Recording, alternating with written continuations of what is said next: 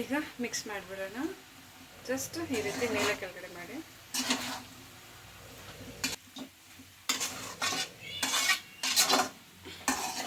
ನಮಸ್ತೆ, TRP Indian ಕಿಚನ್ಗೆ ಸ್ವಾಗತ. ಇವತ್ತು ನಾನು ಮೇಲ್ಗಡೆ ಶುಭ ಮನೆಗೆ ಬಂದೆ. ಇವಳು ಬಾರೆ ಇಲ್ಲಿ ಏನು ಮಾಡ್ತಾ ಇದೆಯಾ ಹೇಳಿ ನೋಡೋಣ. ಕುಂಬಳಕಾಯಿ ಪಲ್ಯ ಚಪಾತಿ ಮಾಡ್ತಾ ಇದ್ದೀನಿ ಅಂತ ಅಂದ್ಲು. ಹಾಗಾಗಿ ಇಲ್ಲಿ ಬಂದಿದ್ದೀನಿ ವಿಡಿಯೋ ಮಾಡೋದಕ್ಕೆ. ಬೆಳಿಗ್ಗೆ ಫುಲ್ ಎಲ್ಲ ಗಡಿಬಿಡಿನಲ್ಲಿದ್ದಾಳೆ, ಆಫೀಸ್ಗೆ ಹೋಗ್ಬೇಕಲ್ಲ. ಹಾಗಾಗಿ ಬಾಣಲೆಗೆ ಎಣ್ಣೆ ಹಾಕಾಯಿತು. ಈಗ ಸಾಸಿವೆ ಹಾಕಿದ್ಲು. ತುಂಬ ಈಸಿಯಾಗಿ ಆಗಿಬಿಡುತ್ತೆ ಕುಂಬಳಕಾಯಿ ಪಲ್ಯ. ತುಂಬ ಚೆನ್ನಾಗಿರುತ್ತೆ, ತುಂಬ ಚೆನ್ನಾಗಿ ಮಾಡ್ತಾಳೆ ಇವಳು ಈಸಿಯಾಗೆ. ಹಾಗಾಗಿ ನೀವು ನೋಡ್ಕೊಳ್ಳಿ. ಹಾಗೆ ಖಾರಕ್ಕೆ ಎಷ್ಟು ಬೇಕೋ ಅಷ್ಟು ಮೆಣಸಿನ್ಕಾಯಿ, ಕಡಲೆಬೇಳೆ, ಉದ್ದಿನಬೇಳೆ ಸ್ವಲ್ಪ,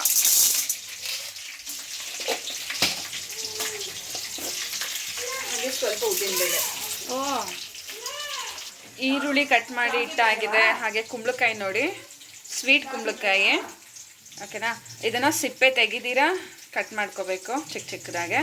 ಸಿಪ್ಪೆ ತೆಗೆದ್ರೆ ಹಲ್ವಾ ಥರ ಆಗೋಗುತ್ತೆ. ಹಾಗಾಗಿ ಸಿಪ್ಪೆ ಇರಲಿ, ಸಿಪ್ಪೆ ಇದ್ದು ಈ ರೀತಿ ಪೀಸ್ ಪೀಸಾಗೆ ಕಟ್ ಮಾಡಿಕೊಂಡು ಮತ್ತೆ ಚೆನ್ನಾಗಿ ಇದನ್ನು ವಾಶ್ ಮಾಡಿಕೊಂಡ್ರೆ ಆಯಿತು. ಓಕೆನಾ. ಈರುಳ್ಳಿ,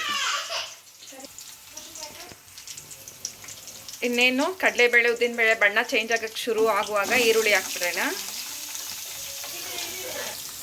ಹಾಗೆ ಈರುಳ್ಳಿ ಎಣ್ಣೆನಲ್ಲಿ ಸ್ವಲ್ಪ ಫ್ರೈ ಮಾಡೋಣ ಆಯಿತಾ. ಚಪಾತಿಗೆ ತುಂಬ ಚೆನ್ನಾಗಿರುತ್ತೆ, ಹಾಗೆ ಅನ್ನಕ್ಕೆ ಸೈಡ್ ಡಿಶ್ಗೂ ಚೆನ್ನಾಗಿರುತ್ತೆ. ಶುಭ ತೆಂಗಿನಕಾಯಿನ ಪುಡಿ ಮಾಡಿಕೊಂಡ್ಲು. ಮಿಕ್ಸಿ ಜಾರ್ನಲ್ಲೇ ಹಾಕಿ ಪೀಸ್ ಪೀಸಾಗಿ ಕಟ್ ಮಾಡಿ ಪುಡಿ ಮಾಡ್ಕೊಂಡ್ಬಿಟ್ಲು.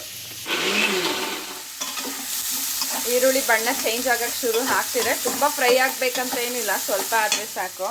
ಈಗ ಚೆನ್ನಾಗೆ ತೊಳೆದು ಎತ್ತಿಟ್ಕೊಂಡಿರೋ ಅಂಥ ಕುಂಬಳಕಾಯಿಗಳನ್ನ ಹಾಕ್ಬಿಡೋಣ.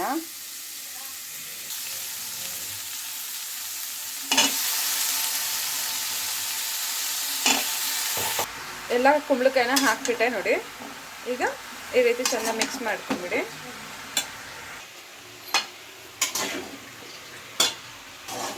ಈ ರೀತಿ ಚೆನ್ನಾಗಿ ಮಿಕ್ಸ್ ಮಾಡ್ಕೊಂಬಿಡಿ. ಇಲ್ಲ ಕೊಡು. ಸ್ವಲ್ಪ ಅರಿಶಿನ ಪುಡಿ ಹಾಕ್ತಿದ್ದಾಳೆ.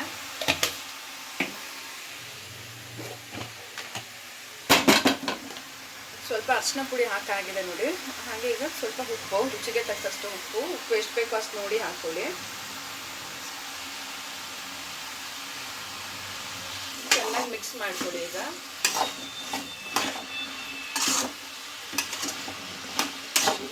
ಇದಕ್ಕೆ ಜಾಸ್ತಿ ನೀರೆಲ್ಲ ಹಾಕಕ್ಕೆ ಹೋಗ್ಬಾರ್ದು. ಯಾಕಂದರೆ ಕುಂಬಳಕಾಯಿನಲ್ಲಿ ನೀರಿನ ಅಂಶ ಇರೋದ್ರಿಂದ ಅದೇ ನೀರು ಬಿಡೋಕ್ಕೆ ಶುರು ಆಗುತ್ತೆ. ಮೀಡಿಯಮ್ ಫ್ಲೇಮ್ನಲ್ಲಿ ಬಿಟ್ಬಿಡ್ಬೇಕು. ಓಕೆನಾ. ಒಂದು ತೊಟ್ಟು ನೀರು, ಒಂದು ಎಷ್ಟು, ಒಂದು ಚಿಕ್ಕ ಗ್ಲಾಸ್ನಲ್ಲಿ 1 ಗ್ಲಾಸ್ ನೀರು ಹಾಕಿದ್ರೂ ಸಾಕು, ಅಥವಾ ಹಾಕದಿರಾನು ಬೇಯಿಸ್ಬೋದು. ಒಂದು ಸ್ವಲ್ಪ ಬೇಗ ಆಗಬೇಕು ಅಂದರೆ ಒಂದಿಷ್ಟೇ ನೀರು ಹಾಕ್ತೀರಿ ಆಯಿತಾ. ನೋಡಿ ನೀರು ನೋಡಿ ಇಷ್ಟೇ ಹಾಕ್ತಿರೋದು. ಇಷ್ಟು ನೀರು ಹಾಕಿ ಪ್ಲೇಟ್ ಮುಚ್ಚಿಟ್ಬಿಡಿ. ಅದ್ರ ಪಾಡಿಗೆ ಅದು ಮೀಡಿಯಮ್ ಫ್ಲೇಮ್ನಲ್ಲಿ ಚೆನ್ನಾಗೆ ಬೇಯಲಿ. ಓಕೆನಾ.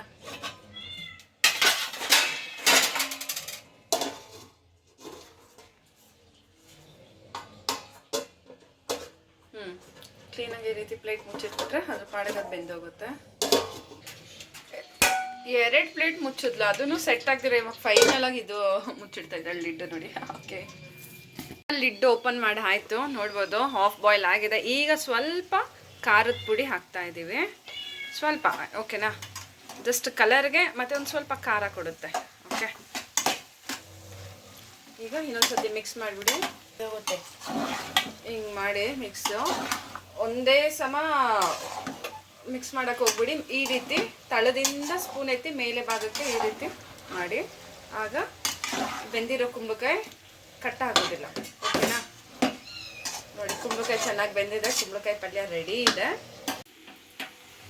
ಹಾಗೆ ಈಗ ಒಂದು ಸ್ವಲ್ಪ ಕಾಯಿ ತುರಿನ ರೆಡಿ ಮಾಡಿದ್ದೀವಲ್ಲ ಅದನ್ನು ಹಾಕ್ಬಿಡೋಣ.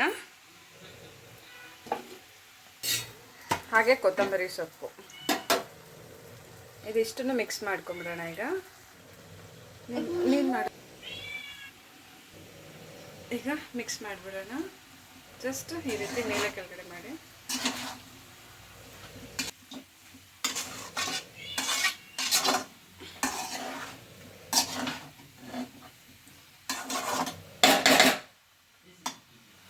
ಅಷ್ಟೇ. ಇವಾಗ ನೋಡ್ಬೋದು ಕುಂಬಳಕಾಯಿ ಪಲ್ಯ ರೆಡಿ ಇದೆ.